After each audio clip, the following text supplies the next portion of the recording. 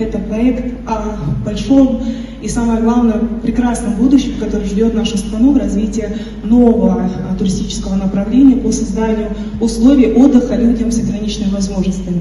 И здесь мы говорим о развитии внутреннего туризма и, конечно же, о приглашении наших туристов.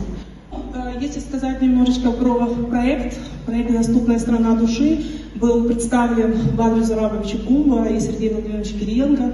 Проект получил поддержку. И самая главная цель этого проекта – создать равные, комфортные условия не только для граждан Республики Абхазия, но и для наших гостей. Большая проблема – это отсутствие, имея невероятный потенциал нашей республики, это отсутствие санаторно-реабилитационного лечения на территории нашей страны.